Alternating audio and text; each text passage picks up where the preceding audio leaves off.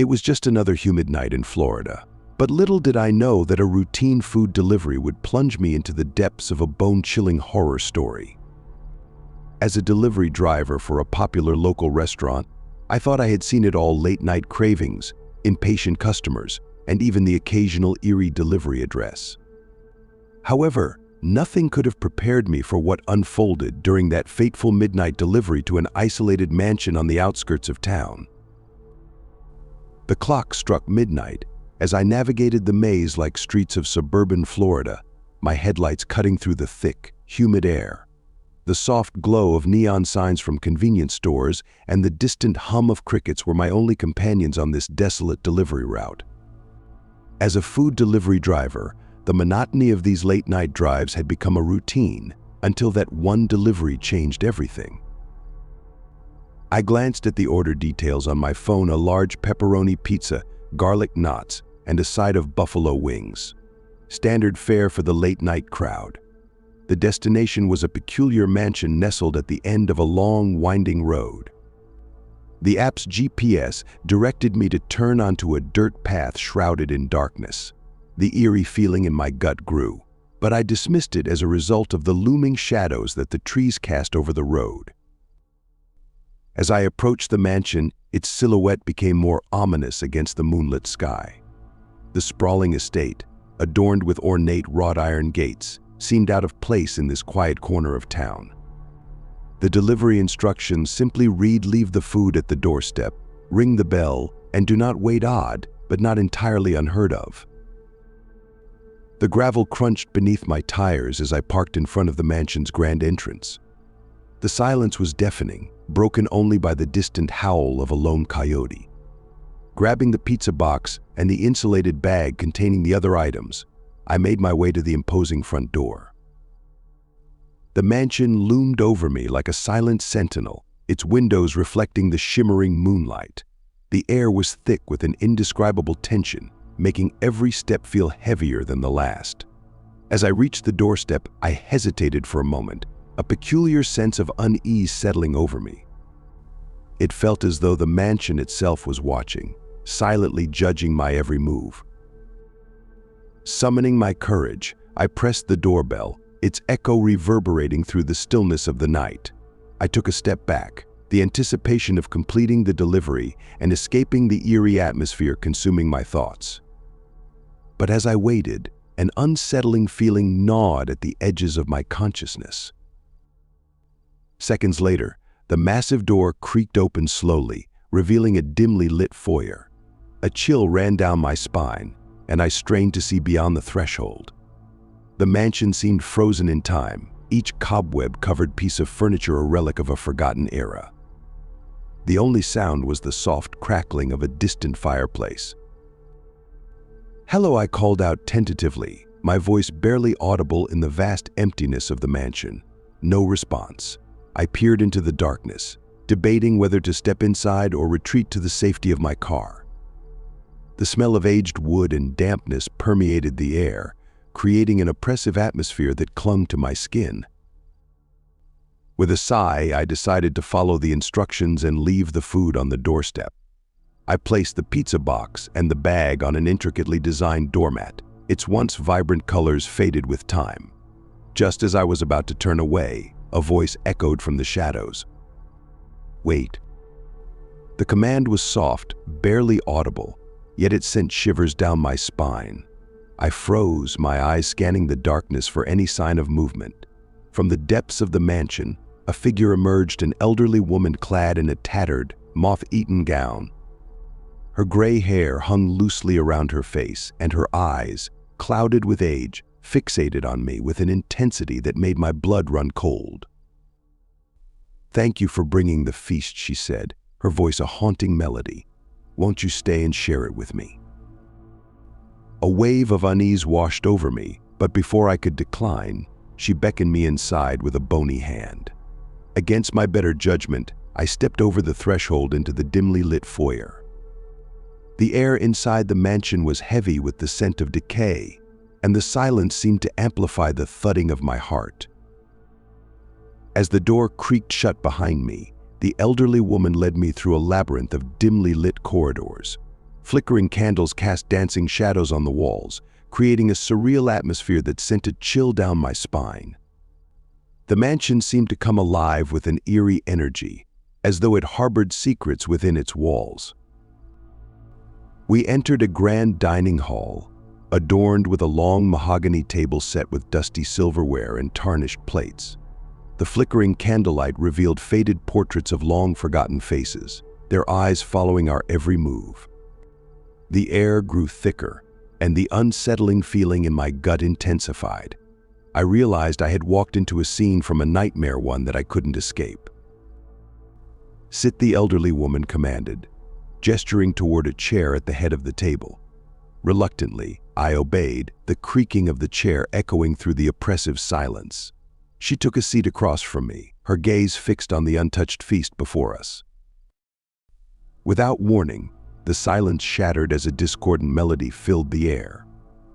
The source of the haunting music became apparent as the grand piano in the corner played by itself, its keys moving with an otherworldly precision. The notes echoed through the mansion, creating a symphony of unease. "You've brought me a gift," the elderly woman said, her eyes gleaming with an unnatural intensity. "A gift that hasn't graced my table in decades." I followed her gaze to the pizza box, now open to reveal the steaming pepperoni pizza. The air seemed to thicken as though charged with ancient magic, and I watched in horror as the pepperoni slices began to slither and writhe on the pizza as if they were alive. A cold sweat broke out on my forehead as I witnessed the surreal spectacle before me. The elderly woman leaned forward, her gnarled fingers reaching for a slice. With a twisted grin, she bit into it, her eyes rolling back in ecstasy. The unsettling melody from the piano reached a crescendo, blending with the grotesque sight unfolding in front of me. Unable to tear my eyes away, I felt a sinister force taking hold of me, trapping me in this macabre feast. The buffalo wings in the insulated bag began to tremble, and the garlic knots twisted into grotesque shapes. The entire table seemed to pulse with otherworldly energy, and I realized I was a reluctant participant in a feast of the supernatural. As the elderly woman indulged in the cursed pizza, her appearance began to change. The wrinkles on her face smoothed, and a ghastly radiance enveloped her form. The decayed gown transformed into an ethereal garment, and her eyes glowed with an otherworldly light. The macabre feast continued, and I felt a malevolent presence seeping into every corner of the room. In a desperate bid to break free from the nightmare, I pushed back from the table, the chair scraping against the ancient floor. The elderly woman's gaze snapped toward me, her eyes now devoid of the gentle fog that had veiled them before. The air crackled with otherworldly energy as she rose from her seat, the haunting melody from the piano reaching a fever pitch. "Leaving so soon," she hissed, her voice now a discordant symphony of whispers. Shadows danced around her, and the portraits on the walls seemed to come to life, their eyes glowing with an unnatural light. I stumbled backward, my heart pounding in my chest. The oppressive atmosphere in the mansion intensified, as though the very walls were closing in on me. The once inviting corridors now seemed like a labyrinth, designed to ensnare me in this nightmarish reality. With each step, the air grew colder, and the unearthly melody followed me like a malevolent specter. The elderly woman advanced, her every movement accompanied by an eerie grace. Panic seized me, and I sprinted through the twisting corridors, the mansion seeming to conspire against my escape. As I reached the grand entrance, the massive door slammed shut with a resounding thud. I pounded on the ancient wood, pleading for release from this supernatural nightmare. The portraits lining the walls leered at me, their eyes gleaming with malice. The grand piano played a haunting requiem, its notes echoing through the mansion like a funeral dirge. In a final act of desperation, I searched for an alternate exit, my hands trembling as I fumbled through the darkness. The mansion seemed to mock my feeble attempts to escape, its very essence conspiring to keep me imprisoned in its otherworldly grasp. Just as despair threatened to consume me, a distant ray of moonlight illuminated a small, forgotten door hidden in the corner. With a surge of hope, I threw the door open, revealing a moonlit courtyard bathed in an eerie glow. The night air was cool and refreshing, a stark contrast to the suffocating atmosphere within the mansion. I stumbled into the courtyard, the grand entrance looming behind me like a malevolent sentinel. The door creaked open, revealing the elderly woman standing in the threshold, her ghastly form outlined by the dim light of the mansion. The haunting melody persisted, a sinister accompaniment to her malevolent presence. Leaving so soon, she whispered again, the words carrying with them an ancient curse. The very air seemed to constrict around me as I fought against the invisible forces that sought to drag me back into the depths of the mansion. With every ounce of strength, I sprinted across the courtyard, the oppressive presence of the mansion gradually fading behind me. The dirt path seemed to stretch on forever, but I dared not look back. The moonlit night offered a sliver of salvation, and I ran until I reached the safety of my car. Gasping for breath, I peeled out of the dirt path, leaving the haunted mansion and its malevolent inhabitant behind. The haunting melody lingered in my ears, a reminder of the supernatural nightmare I had narrowly escaped. As I drove away, the mansion disappeared into the rearview mirror, its looming silhouette gradually fading into the darkness. The clock on my dashboard read 3:33 a.m. as I navigated the familiar streets of suburban Florida. The neon signs of convenience stores flickered in the distance, and the hum of crickets filled the air.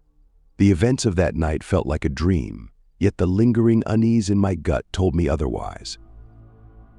I delivered the remaining orders in a daze, the memories of the haunted mansion etched into my mind like a nightmarish tapestry. As the first light of dawn painted the horizon, I parked my car and took a moment to collect myself. The supernatural horror that had unfolded in the mansion would forever be etched into my memory, a tale of a routine food delivery turned nightmare, an encounter with an otherworldly force that defied explanation. With a deep breath, I shook off the residual fear and turned my gaze toward the rising sun. The streets of Florida were waking up, oblivious to the supernatural horrors that lurked in the shadows. As I drove back to the safety of my mundane existence, I couldn't shake the feeling that the mansion and its malevolent inhabitant would forever haunt the edges of my consciousness, a ghostly reminder of the thin veil that separates the ordinary from the supernatural. And so, the tale of Midnight Munchies, a harrowing food delivery in the heart of Florida, became a chilling legend among the locals, a cautionary tale whispered in hushed tones, a reminder that not all midnight cravings should be satisfied. For some appetites are best left untouched in the shadows of the night. It was a Friday evening, and the orders were coming in fast and furious. I was cruising around town in my beat-up Chevy, windows down, feeling the warm breeze as I jammed out to some classic rock on the radio. My next delivery pinged on my phone, a seafood joint known for its killer shrimp tacos. I didn't think twice. I accepted the order and plugged the address into my GPS. The destination was an old house on the outskirts of town. You know, the type of place that's been standing since before half the folks in the neighborhood were even born. The kind of place that gives you the creeps just looking at it. But hey, a delivery's a delivery, right? As I pulled up to the place, my headlights cut through the darkness, revealing a yard that looked like it hadn't seen a lawnmower in years. The porch light flickered, casting eerie shadows that danced along the creaky wooden boards. I took a deep breath, grabbed the bag of tacos, and made my way to the front door. The doorbell rang with a loud, echoing chime that seemed to pierce through the still night. The anticipation built as I waited for someone to answer. Finally, the door slowly creaked open, revealing a woman standing there. She was older, with long silver hair cascading down her shoulders, and her eyes were hidden behind thick glasses. There was something off about her vibe, but I brushed it off as being overly paranoid. "Here's your order, ma'am. Shrimp tacos, hot and fresh," I said with my best customer service smile. She took the bag, but instead of thanking me, her eyes lingered on mine for a moment too long. "You have a good night, young man," she said, her voice low and gravelly. I gave a polite nod and turned to leave, but before I could take a step, she called out, "Wait." I turned back to her, unsure of what she wanted. She reached into her pocket and pulled out a crumpled bill, holding it out to me. "For your troubles," she muttered. I glanced at the money, and something felt off. It was like a gut feeling warning me not to take it. But hey, I'm not one to turn down a tip, so I reluctantly reached out and grabbed the cash. She closed the door without another word, leaving me standing there with a handful of bills that seemed to burn in my hand. As I walked back to my car, a chill ran down my spine. The whole encounter had been strange, but I tried to shake it off. I had more deliveries to make, and dwelling on weird customers wasn't going to pay the bills. Little did I know, things were about to take a turn for the worse.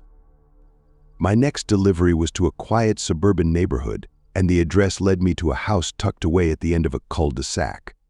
It was a 2-story home with a manicured lawn and a warm glow emanating from the windows. It seemed like a welcome change from the creepy vibe of the last delivery. I approached the door and rang the bell. This time, a middle-aged man opened the door, a friendly smile on his face.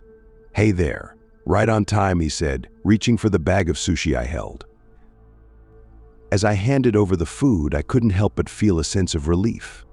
Normalcy, right? But just as he took the bag, he paused and looked at me with a strange intensity. "You know, there's something you should know about this neighborhood," he said, his tone serious. I raised an eyebrow, my curiosity piqued. "What's that?" He leaned in, lowering his voice to a whisper. "Strange things happen here. Keep your eyes open and your wits about you. There's more to these streets than meets the eye." With that ominous warning, he closed the door, leaving me standing there with more questions than answers. What was he talking about? Was there some hidden secret in this seemingly ordinary neighborhood? I shook my head, chalking it up to just another quirky encounter on the job. The rest of the night went by without much incident. I made my deliveries, collected my tips, and tried to put the weird encounters behind me. But as the clock ticked past midnight, my final delivery came in. This one was different. It was marked as urgent, with a note that read, "Delivered to the abandoned warehouse at the edge of town. Extra tip for speed." Now, I know what you're thinking. Why on earth would anyone willingly go to an abandoned warehouse in the dead of night? But I was young and naive, and the promise of an extra tip had dollar signs dancing in my head. So against my better judgment, I plugged the address into my GPS and found myself navigating through dark, desolate streets toward the outskirts of town. The warehouse loomed in the distance, a dilapidated structure that looked like it hadn't seen life in decades. As I pulled up, a shiver ran down my spine. The place radiated an eerie energy that sent alarm bells ringing in my head. But I couldn't ignore the allure of the extra tip, so I grabbed the bag and cautiously approached the entrance. The door creaked open with a haunting groan, revealing an empty, dimly lit interior. The air inside was heavy with a musty smell, and the only sound was the distant hum of the city. I hesitated for a moment, wondering if I should just leave the bag and get out of there. But then, a voice echoed through the darkness. "In over here?"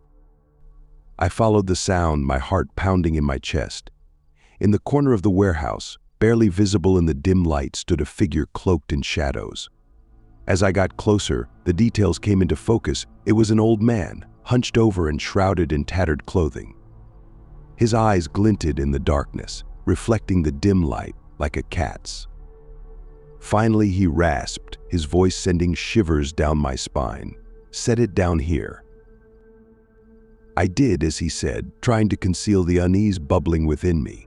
"That'll be $25.95, I said, holding out my hand for the payment. He chuckled, a sound that seemed to reverberate through the empty warehouse. "Payment," he said, reaching into the folds of his ragged clothing. He pulled out a handful of bills, and as he handed them to me, our eyes met. That's when I saw that his eyes were completely black, like an endless void staring back at me. Fear gripped me, and I stumbled back, dropping the money on the floor. The old man's laughter echoed, filling the warehouse with an otherworldly sound. "Run," he whispered, his voice taking on an unearthly tone. I didn't need to be told twice. I sprinted towards the exit, the echoes of his laughter following me as I stumbled out into the night. My heart raced, and I didn't stop running until I was safely back in my car, the abandoned warehouse a distant memory in my rearview mirror. As I sped away, I couldn't shake the feeling that I had just stumbled upon something beyond my understanding. The strange encounters of the night began to piece together in my mind the creepy lady with the crumpled bills, the ominous warning from the suburban man, and now the black-eyed old man in the abandoned warehouse. I parked in a well-lit area, catching my breath and trying to make sense of it all. The bills from the old man were still in my hand, and I unfolded them to find they were all marked with strange symbols and runes. Panic set in as I realized I might have stumbled into something supernatural beyond the realm of ordinary human experience. Unable to shake the feeling of dread, I decided to call it a night. I headed home, constantly checking my rearview mirror, as if expecting the shadows to come to life and reach out for me. The events of that night haunted my dreams, and I couldn't shake the feeling that I had become entangled in something dark and otherworldly. In the days that followed, I couldn't shake the fear that clung to me like a second skin. Every creak of the house, every rustle of the leaves outside, felt like a harbinger of something sinister. I tried to convince myself that it was just my imagination running wild, but the symbols on the bills and the memory of the black-eyed old man lingered in my mind like a nightmare I couldn't wake up from. Then, one evening, as I was sorting through my belongings, I noticed something chilling. The bills I had received from the old man were nowhere to be found. I turned my apartment upside down, searching every nook and cranny, but they were gone. It was as if they had never existed, leaving me questioning my sanity. I couldn't shake the feeling that I was being watched, that the shadows in the corners of my apartment held secrets I wasn't meant to uncover. Sleep became a distant memory as I tossed and turned, tormented by nightmares that blurred the line between reality and the supernatural. One night, unable to bear the weight of the fear any longer, I decided to seek answers. I reached out to the suburban man who had warned me about the neighborhood's secrets. We met in a dimly lit diner, his eyes filled with a knowing sadness. "You stumbled upon something you shouldn't have," he said, sipping his coffee. "The old man in the warehouse, he's part of something ancient and dark. Those symbols on the bills, they're a form of protection, a warning to those who meddle in things beyond their understanding." I listened in silence, the gravity of his words sinking in. He explained that the old man was a guardian of sorts, tasked with keeping the balance between our world and the unknown. My encounter with him had disrupted that balance, and now I was marked by forces beyond my control. As he spoke, I could feel the weight of the supernatural pressing down on me. The suburban man handed me an amulet, a small trinket adorned with similar symbols to those on the bills. "Wear this," he said. "It'll protect you, but remember, some doors should never be opened." With a heavy heart, I left the diner that night, the amulet cold against my skin. The fear never truly left me, but the amulet seemed to ward off the shadows that once clung to me.